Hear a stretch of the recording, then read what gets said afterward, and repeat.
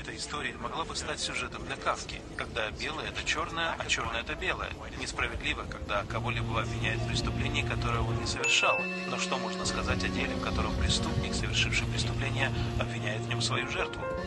История, которую мы расскажем, может показаться невероятной.